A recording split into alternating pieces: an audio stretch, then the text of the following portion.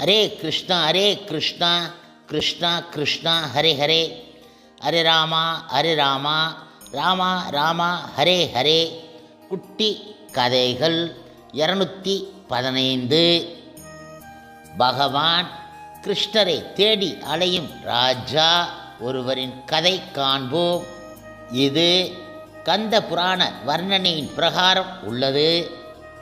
முன்பு ஒரு சமயம், அதாவது சத்திய யுகத்தில் மன்னர் இந்திரயுனன் மாளவம் என்று அழைக்கப்படும் நிலப்பகுதியை ஆண்டு வந்தார். அதன் தலைநகர் அவந்தி. பிரம்மதேவரை பூர்வீகமாக கொண்ட குடும்பத்தில் இவர் 25வது மகனாக பிறந்தவர்.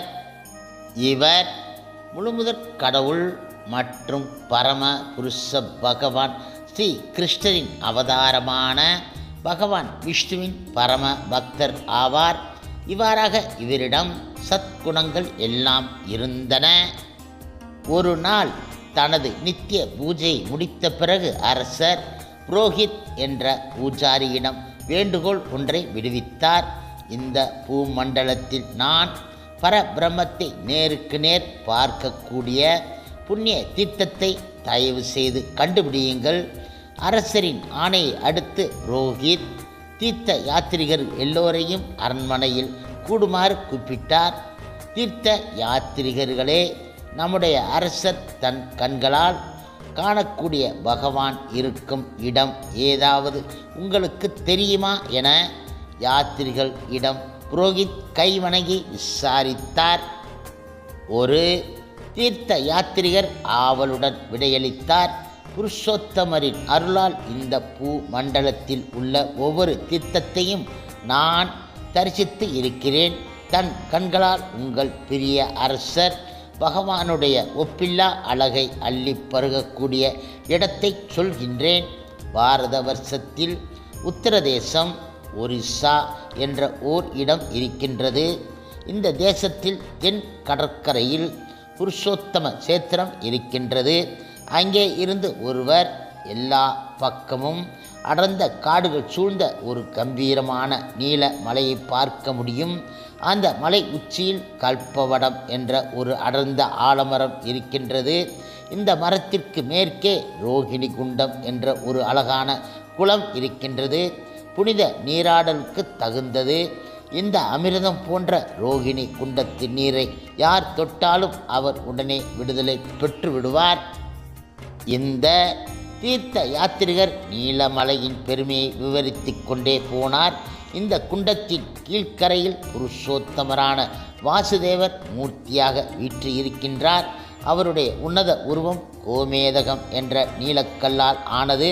ரோகிணி குண்டத்தில் புனித நீராடிய பிறகு இந்த மூர்த்தியை வழிபடுகின்றவர் விடுதலை அடைகின்றார். இந்த மூர்த்தியின் மேற்கு பக்கம் பார்த்தால் அங்கே சபர தீபகம் என்ற குடிசை தெரியும். இந்த விஷ்ணுவின் கோவிலுக்கு செல்ல பாதை இருக்கின்றது. அங்கே சங்கு சக்கரதாரியான பிரபு ஜெகநாதர் கோவில் கொண்டு உள்ளார். தீர்த்த யாத்திரிகர் கண்கள் பகவானுடைய திருமேனியையும் திருத்தலத்தையும் வர்ணிக்க குலமாயின. அவருடைய தேகத்தில் பக்தி பரவசம் குடிகொண்டது. பகவான் கருணை கடல். தரிசனம் தந்தே அவர் ஒவ்வொரு ஜீவனுக்கும் விடுதலை தருகின்றார். பகவான் ஜெகநாதர் மகிழ்ச்சிக்காக நான் நீலாச்சல தாமத்தில் ஓராண்டு வசித்தேன். இந்த மூடனுக்கு அபார கருணா மூர்த்தியான பகவான் அவருக்கு சேவகம் புரிவதற்கு அனுமதி அளித்தார். அவருடைய கருணையினால் நான் 18 வித்தியைகளிலும் அறிவின் பிரிவுகள் நிபுணன் ஆனேன். என்னுடைய அறிவும் தூய்மை ஆயிற்று. பரஞானம் பெற்றதன் உன்னத பலன் நான் பகவான் கிருஷ்ணருக்கு தூய பக்தி வளர்த்து கொண்டது ஆகும். பகவான் விஷ்ணுவை தவிர நான் எதையும் பார்ப்பது கிடையாது. அரசர் முன் விழுந்து இந்த தீர்த்த யாத்திரிகர் இதயம் மற்றும் ஆத்ம சுத்தியுடன் மன்றாடி நீலாச்சலத்தில் கோவில் கொண்டுள்ள பகவானை தரிசிக்க கோரினார். பெரிய அரசரே, தாங்கள் பகவான் விஷ்ணுவின் மகா பக்தர். தாங்கள் எப்போதும் அவருக்கு அன்புடன் பக்தியுடன் சேவை செய்வதில் ஈடுபட்டு இருக்கின்றீர்கள். இந்த காரணத்திற்காக நான் உங்களிடம் வந்து இருக்கின்றேன். தங்களிடம் செல்வத்தை கேட்டு பெறுவதற்கு கிடையாது. புருஷோத்தம தாமத்தில் வீற்றிருக்கும் லட்சுமி பதி ஜெகநாதரை தயவு கூர்ந்து போய் தரிசிக்குமாறு கேட்டுக்கொள்வதற்கு. இவ்வாறாக கூறிய பிறகு தீர்த்த யாத்திரிகர் மறைந்து போனார். அரசர் இந்திரனுக்கு இப்படிப்பட்ட ஒரு இடம் இருக்கிறது என்பதை கேட்க பெருத்த வியப்பு. தான் கேட்டதை எல்லாம் பற்றி திகைத்து போன அரசர் ஒரு சாதுவின் உதடுகள் உதிர்ந்த தெய்வீக வர்ணனைகளை மிக்க மரியாதையுடன் கேட்டோம். ஆம், நான் பிரபு கதாதர் குடி கொண்டு இருக்கும் இடத்திற்கு சென்று பார்க்க வேண்டியதுதான் என கூறினார். அரசர் தன் ஆசனத்தில் இருந்து திடீரென எழுந்தார். புரோஹித் அவர்களை பார்த்து அரசர் பேசினார். ஓ பிராமணரே, அந்த கருணாமூர்த்தி கடவுள் தரிசனம் கிடைப்பதற்கு எனக்கு உதவி செய்யுங்கள். பராபரத்தின் அருளால் எனக்கு தர்மம், அர்த்தம், காமம் கிடைத்து உள்ளது. இப்பொழுது 4வது புருஷார்த்தமான முக்தி கிடைப்பதற்கு தயவு கூர்ந்து உதவி செய்யுங்கள். புரோஹித் மெதுவான தொனியில் பேசினார். ஆம், இது ஒரு நல்ல யோசனை. புருஷோத்தம சேத்திரத்திற்கு போவதும் அங்கே வசிப்பதும். அவர் சில நொடி ஏதோ சிந்தனையில் ஆழ்ந்தார். முதலில் நீலாச்சலத்திற்கு என் தம்பி வித்யாபதியை அனுப்புகின்றேன். அவன் உங்களுக்கும் உங்கள் ராஜ பரிவாரங்களுக்கும் முகாம் இடுவதற்கான தகுந்த இடத்தை பார்த்து தருவான். நீலாச்சல தாமத்தில் இருந்து அவன் செய்தி கொண்டு வரட்டும். புரோஹித்தின் யோசனைக்கு அரசர் ஒத்துக்கொண்டார். பிராமண புரோஹித் தனது தம்பி வித்யாபதியையும் அவருடன் சில விசுவாசமான நபர்களையும் புனித நீல மலையை தேட அனுப்பி வைத்தார். பிராமணர்கள் ஆசியுடன் வித்யாபதி அதிகாலை மங்கள நேரத்தில் தன் பிரயாணத்தை தொடங்கினார். ரதத்தில் செல்கையில் வித்யாபதியின் மனம் தெய்வீகமான விஷயங்களை எதிர்பார்த்து நிரம்பி இருந்தது. எனது பிறவிக்கு வெற்றி கிடைத்துவிட்டது. நான் பகவானின் தாமரை முகத்தை தரிசிப்பேன். என்னுடைய பாவச் செயல்கள் எல்லாம் அடியோடு ஒளிந்துவிடும். இன்று நான் அந்த சக்கரபாணி பகவானை பார்ப்பேன். அவர் நிலைத்த சாதனை மற்றும் பஜனை செய்பவர்களுக்கு கிடைப்பவர். நீலமலை உச்சியில் வீற்றிருக்கும் அவர் பிறப்பு, இறப்பு, முதுமை, நோய் சக்கரத்தில் கட்டுண்ட ஆத்மாக்களின் உக்கிரகமான தேக மற்றும் ஜடப்பற்றி முழுமையாக துண்டிக்கும் சக்தி உடையவர். நான் இந்த பயங்கரமான பௌதிக ஈர்ப்பு என்ற கடலை அவருடைய கருணா கடாட்சத்தாலும் லட்சுமி பதியான ஸ்ரீ ஹரியின் தரிசனத்தாலும் கடந்து விடுவேன். அவர் நிஜ ஸ்வரூபத்தை ஸ்ருதி ஸ்மிருதி வாயிலாக புரிந்து கொள்வது என்பது கடினமானது. நான் பிரபு ஜெகநாதரை அவரை நீலகிரி நிவாச ரூபத்தில் தரிசிப்பேன். அவருடைய புனித நாமம் இதயத்தை சுத்தம் செய்து எல்லா பாவங்களையும் தோஷங்களையும் போக்குகின்றது. ஆம், தயக்கமோ கால தாமதமோ இல்லாமல் பரம புருஷரான அந்த பிரபு விஷ்ணுவிடம் தஞ்சம் அடைவேன். அவரது நுண் துகள்களில் இருந்து கோடானு கோடி அண்டங்கள் வெளியேறுகின்றன. அவருக்கு ஆயிரம் கரங்களும் கண்களும் உள்ளன. அவர் வெளிவிடும் மூச்சுக்காற்று வேத ஒளி அலைகளாக வெளியேறுகின்றது. இந்த முழு ஜகத் அண்டத்திற்கும் அவரே எஜமானர். வித்யாபதியின் இதயமும் மனமும் பகவத் காதலால் உருகிற்று. என்னே எனது பாக்கியம். என் கண்களால் பிரபஞ்ச சிருஷ்டியின் ஆதி கர்த்தாவான பிரபு நாராயணரை அல்லவா பார்க்கப் போகின்றேன். தேகமே முழு தியானத்தில் நிலைத்து நிற்க வித்யாபதியும் அவருடன் வந்த குழுவினரும் வெகு தூரம் நடந்தார்கள். ஆயினும் ஒருவர் கூட களைத்து போகவில்லை. அவர் பல காடுகள், மலைகள், கரடு முரடான பாதைகள் வழியாக சென்றார்கள். கடைசியில் மாலையில் அவர் மகா நதியை அடைந்து விட்டார்கள். வித்யாபதி நீராடி மாலை பூஜை ஸ்ரீ மதுசூதனரை தியானித்தபடியே செய்து முடித்தார். பிறகு இரவு படுக்கப் போனார். மறுநாள் அதிகாலை ரதங்கள் மகா நதியை கடந்து புருஷோத்தம சேத்திரத்தை நோக்கி பறந்தன. வித்யாபதியின் ஒவ்வொரு நினைவும் ஸ்ரீ கோவிந்தரின் மகிமைகளை குறித்தே இருந்தன. அவர் ஏக அக்கிரம கானம் இப்போது புவனேஸ்வர் என்ற இடத்தை அடைந்தார். முடிவில் அவரால் நீலாச்சல உச்சியை பார்க்க முடிந்தது. அவருடைய இதயம் மகிழ்ச்சியில் படபடத்தது. தீர்த்த யாத்திரை வர்ணித்தபடியே அவர் அந்த காட்சியை பார்த்தார். வித்யாவதி கல்பவடத்தை கண்ணுற்றார். இது எல்லா பாவ செயல்களையும் போக்க வல்லது. படியாக அவர் நீலாச்சல சேத்திர பள்ளத்தாக்கை பார்த்தார். பகவானை தரிசிக்க வித்யாவதிக்கு கொள்ளை ஆசை. ஆனால் காடு அடர்ந்ததாகவும் இருள் படர்ந்ததாகவும் இருந்ததால் அவருக்கு பாதை புலப்படவில்லை. இருளுக்கு பின்வாங்கிய வித்யாபதி தர்ப்பை பாயை தரையில் விரித்து ஓய்வு எடுக்கப் போனார். அவர் ஏற்கனவே பகவானிடம் முழுமையாக தஞ்சம் அடைந்து விட்டவர். மறுநாள் தரிசனத்தை எதிர்பார்த்தார். திடீரென மலைக்கு மேற்கே இருந்து பேச்சு குரல் தவழ்ந்து வந்தது. இந்த குரல் ஒளி பகவானை பற்றிய விவாதமாக இருந்தன. தன் ஆசனத்தை விட்டு எழுந்து வித்யாபதி ஒளிவந்த திக்கை நோக்கி சென்றார். சிறிது தூரம் சென்ற பிறகு ஆசிரமம் போல் தெரிந்த ஒரு குடிசையை விட்டுவிட்டு எரியும் தீபங்களை பார்த்தார். அதேதான் தீர்த்த யாத்திரை வர்ணித்த அதே சபர தீபக ஆசிரமம்தான். உணர்ச்சி பொங்க அவர் வைஷ்ணவர்கள் சபை கூடியிருந்ததை பார்த்தார். அவர்கள் வித்யாபதியை வரவேற்றார்கள். விஸ்வவாசு என்ற ஆதிவாசியை அவர் சந்தித்தார். இவர் சற்று முன்னர்தான் அங்கு வந்தார். வருவதற்கு முன் விஷ்ணு பூஜையை முடித்துவிட்டார். அவரின் தேகத்தில் பகவானின் பிரசாதம் பரிமள கந்தம் வீசி அழகு ஊட்டியது. அவரை பார்க்க வித்யாபதிக்கு மிக்க மகிழ்ச்சி பொங்கியது. அவரை ஒரு பெரிய வைஷ்ணவன் என உடனடியாக புரிந்து கொண்டார். பகவானை பற்றி தெரிந்து கொள்வதற்கு பூஜாரிதான் முக்கிய நபர் என்பதை அவர் புரிந்து கொண்டார். சபர விஸ்வவாசு வித்யாவதி மனதில் இருப்பதை அறிந்தார். வித்யாவதியை பக்குவமாக கைகளை பிடித்து விஸ்வவாசு பேசினார். ஓ பிராமணரே, நீங்கள் எங்கே இருந்து வருகின்றீர்கள்? ஏன் இந்த காட்டிற்கு வந்தீர்கள்? நிச்சயமாக நீங்கள் வந்த பாதையில் கல்லும் குச்சியும் இருந்திருக்குமே. நீங்கள் நடப்பதற்கு கஷ்டப்பட்டு இருப்பீர்கள். வாருங்கள், நீங்கள் களைத்து இருப்பீர்கள். தயவு செய்து இங்கே சற்று அமர்ந்து ஓய்வு எடுக்கவும். விஸ்வவாசு வித்யாபதிக்கு பாதம் கழுவ தண்ணீர் கொண்டு வரச் செய்து உட்கார ஆசனம் அளித்தார்.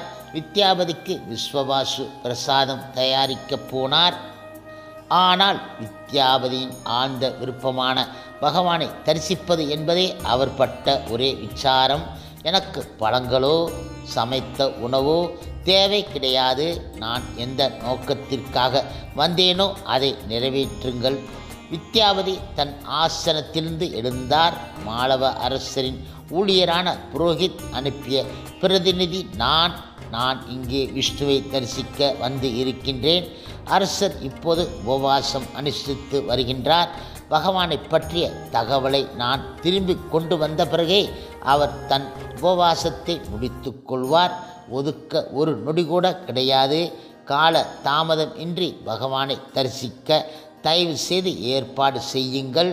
ஆதிவாசி முன் ஆவலுடன் அவர் கூறப்போகும் பதிலை வித்யாவதி எதிர்பார்த்து நின்றார். பகவானை தியானித்து சபர விஸ்வவாசு வித்யாவதியை பார்த்து கூறினார். ஓ பிராமண உத்தமரே, அரசர் இந்திருப்னன் இந்த தீர்த்தத்திற்கு வந்து தங்கி வசிப்பார் என முன்பே கேள்விப்பட்டு இருக்கின்றேன். நாம் ஒரு நொடியும் வீணாக்க வேண்டாம். நாம் மலை உச்சிக்கு செல்லலாம். சபரர் புனித நீலமலையின் அடிவாரத்திற்கு அடர்ந்த காடு வழியாக வித்யாவதி வழிகாட்டி அழைத்துச் சென்றார். மலை மேல் ஏற ஏற வழிபாதை குறுகிக்கொண்டே போயிற்று. அதாவது ஒரே சமயம் ஒருவர் மட்டுமே செல்லக்கூடிய அளவிற்கு குறுகியது.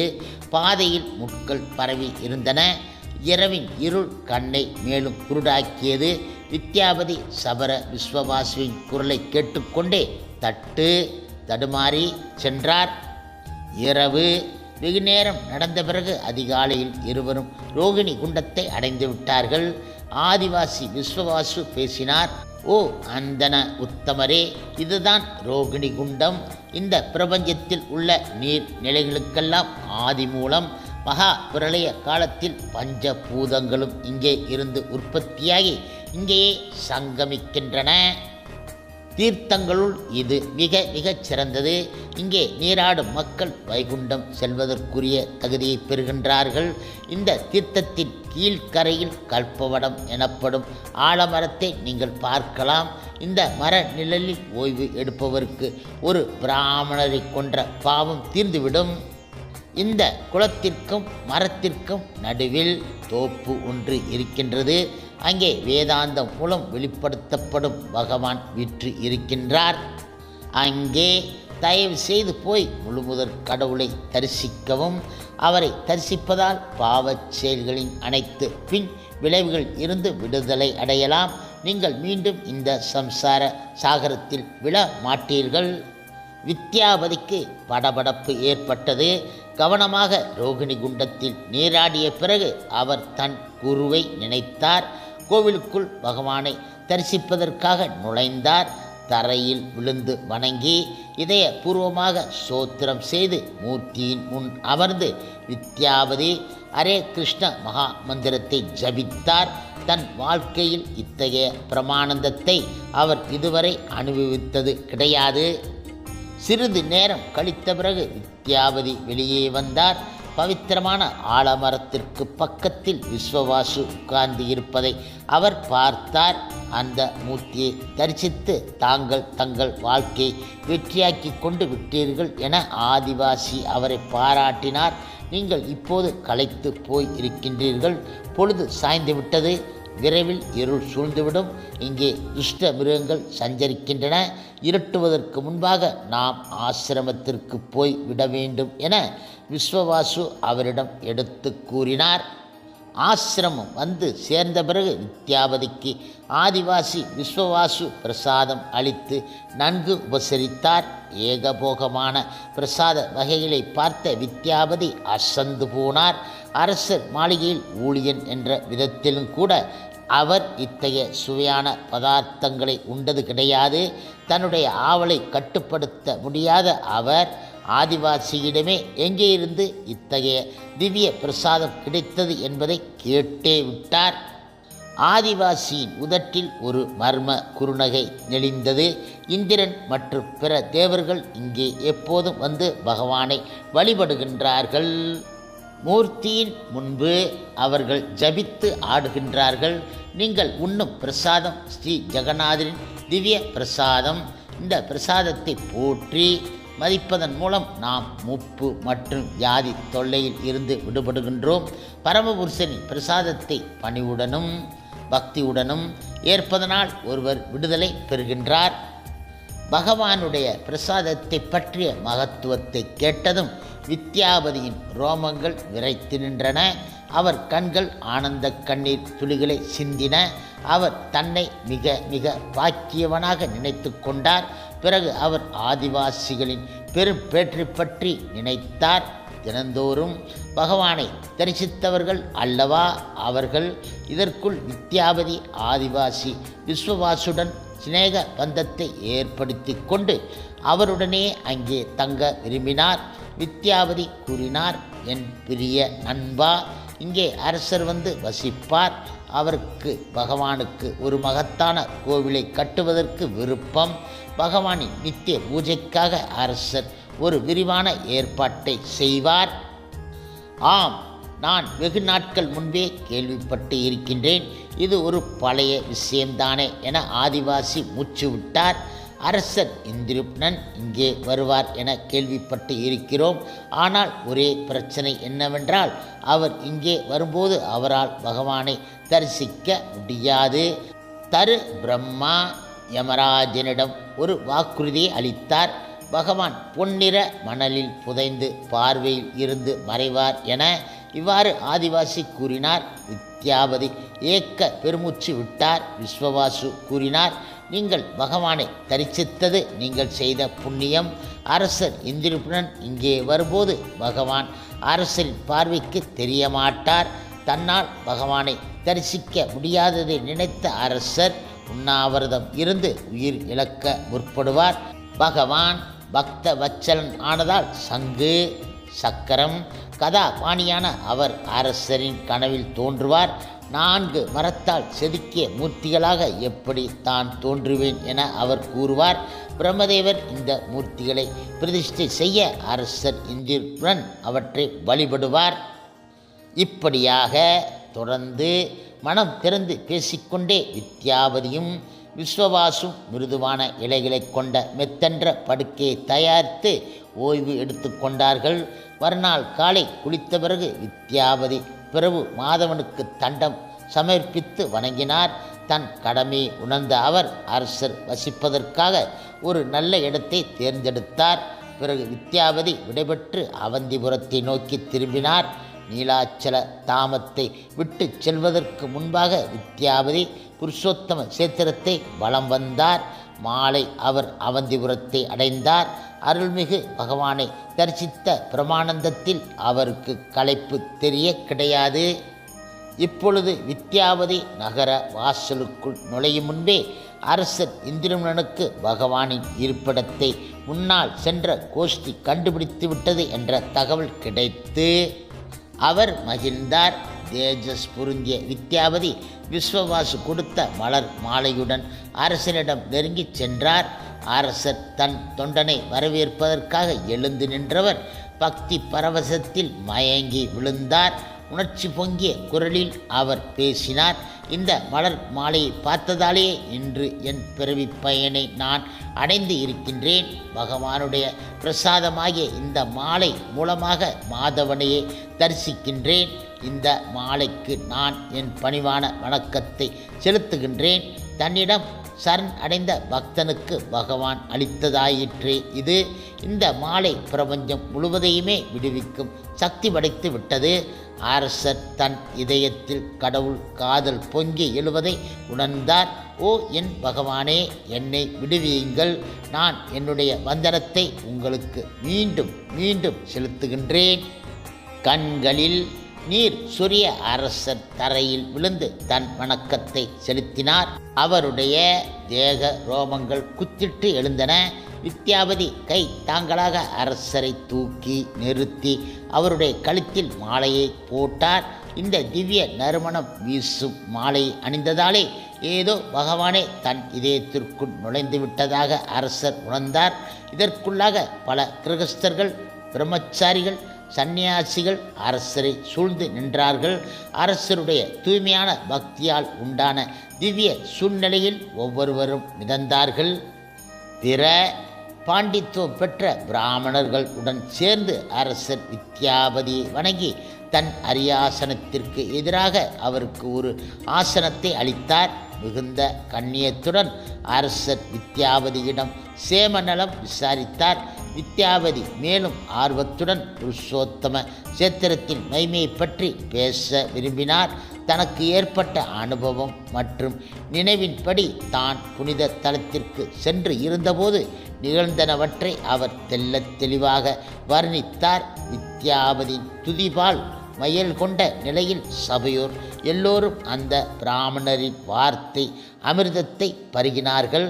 அவர் மேலும் மேலும் பேச மாட்டாரா என ஏங்கினார்கள். கடைசியாக அரசர் இந்திர நீலாமணி மாயனான மூர்த்தியை பற்றி விளக்குமாறு கோரினார். வித்யாவதி கண்களை மூடிக்கொண்டு நீண்ட பெருமூச்சு விட்டார். அன்பான அரசரே, நான் இப்பொழுது அந்த திவ்யமான மூர்த்தியை பற்றி விளக்குகின்றேன். இவர் தன்னை தரிசிப்பவர்களுக்கு விடுதலை தருபவர். பகவானின் திருமேனி மிக பழமையானதும் புராணதும் ஆகும். அவரது திருவுருவம் மிக உயர்ந்த கற்களான இந்திர நீலமணியால் செய்யப்பட்டது ஆகும். பிரம்மதேவரும் இந்திரனும் மற்ற தேவர்களும் அங்கே தினந்தோறும் சென்று வழிபடுகிறார்கள். உங்களுக்கு நான் அளித்த மாலை தேவர்கள் பகவான் மாதவனுக்கு வழங்கியது ஆகும். இந்த மாலை என்றுமே வாடாது. அதன் சுகந்தமோ என்றென்றும் நீடித்து இருக்கும். வித்யாவதி தன் கண்களை திறந்து அரசரை கலப்படமற்ற சாந்தமும் ஆனந்தமும் ஒழுகப் பார்த்தார். வித்யாவதி கூறினார், பகவானுடைய பிரசாதத்தை உண்டதால் என்னுடைய பாவங்களில் இருந்து விடுதலை பெற்றுவிட்டேன். தேவர்களைப் போல் நான் தேஜஸ் பெற்று இருக்கிறேன். உங்களுக்கு தெரிகின்றதா? அரசர் அவரை நிச்சயவாறே தலையை அசைத்தார். அன்பார்ந்த அரசரே, புலன் திருப்தியும் விடுதலையும் அங்கே எளிதில் கிடைக்கின்றது. நீலாச்சல தாமத்தில் வியாதியோ மூப்போ கிடையாது. அங்கே எந்தவிதமான துன்பமும் கிடையாது. அந்த தீர்த்தத்தில் நீல நிற தாமரை கண்களுடைய பரமபுருஷ பகவான் தாமே இருக்கின்றார். அவர் பக்தி சேவையால் மிக திருப்தி அடைகின்றார். தன்னை சரணம் அடைந்த யாருக்கும் அவர் விடுதலை வழங்குகின்றார். பிராமண வித்யாவதி தன்னுடைய வர்ணையை தொடர்ந்தார். நான் மாலையில் நீலாச்சல தாமத்தில் உள்ள விஷ்ணுவின் கோவிலுக்கு சென்றேன். குளிர்ந்த இதமான காற்று வீசியது. பிரபு விஷ்ணுவின் அழகான பிரதேசம் 4 பக்கமும் காடுகளால் சூழப்பட்டு இருக்கின்றது. கோவிலை சுற்றியுள்ள சுவர்களில் விலை உயர்ந்த கற்கள் பதிக்கப்பட்டு இருக்கின்றன. இந்திர நீல மணிமாயன் விஷ்ணு உள்ளே இருந்து பக்தர்களை வரவேற்கின்றார். அவர் கைகளில் சங்கு, சக்கரம், தாமரை, கதை ஏந்தி நிற்கின்றார். மூர்த்தியின் உயரம் 81 விரல் நீளம் இருக்கும். அவர் பொற்றாமரை ஒன்றின் மேல் நிற்கின்றார். புன்சிரிப்பு தவழும் மூர்த்தியின் முகம் மண் உலகின் முத்தொல்லைகள் அனைத்தையும் போக்குகின்றது. மூர்த்தியின் மூக்கு எள்ளுப்பூ போல் இருக்க, காதுகளில் முதலை வடிவத்தில் செய்யப்பட்ட மகர குண்டலங்கள் தொங்குகின்றன. பிரபுவின் தோள்கள் அகண்டு வலுவானவை. அவருடைய 4 கைகளின் நுனியும் முழங்காலை தொடும். கழுத்தில் கஸ்துவ மணிமாலை தொங்க, முத்துச்சாரம் 1 அடி இடுப்பை தொடும். பள்ளமான தொப்புளை மொச சிறு ரோம கற்றைகள் அணி செய்யும். அவருடைய தொடைகள் தகர்க்க முடியாத தூண்கள் போன்று இருக்கும். யார் அவரை பக்தியுடன் தரிசித்து நமஸ்கரித்தாலும் அவர் மண்ணுலக தலையில் இருந்து விடுதலை பெறுவார். வித்யாபதி பணிவுடன் கரங்களை கூப்பினார். லட்சுமி தேவி பகவானுக்கு இடப்புறம் அமர்ந்து அவருடைய அழகான முகத்தை பார்க்கின்றாள். அவள் சர்வ லட்சணமும் பொருந்தியவள். அவள் மேனியை சகல ஆபரணங்களும் அலங்கரிக்கின்றன. பிரபஞ்சம் அனைத்தின் தாயும் தகப்பனுமான இந்த தெய்வங்கள் இந்த மலை உச்சியில் வசிக்கின்றார்கள். நான் இந்த இருவரையும் அங்கே தரிசித்தேன். தன்னை தரிசிப்பவர்களுக்கு அவர்கள் இருவரும் அங்கே அமைதியாக அமர்ந்து அருள் புரிகின்றார்கள். அவர்களுக்கு பக்கத்தில் அனந்தசேஷர் இருக்கின்றார். அவர்களுக்கு இவர் குடையைப் போல தன் படம் எடுத்த தலைகளால் நிழல் தருகின்றார். அவர்கள் முன்பு சுதர்சன சக்கரம் காத்து இருக்கின்றது. சுதர்சன சக்கரத்திற்கு பின்னால் கருடன் சேவை செய்ய காத்து இருக்கின்றார். வித்யாபதி இந்த இடத்தில் தன் வர்ணனையை நிறுத்தினார். அரசரின் பதிலை எதிர்பார்த்து. இப்பொழுது அரசர் பதில் கூறினார்.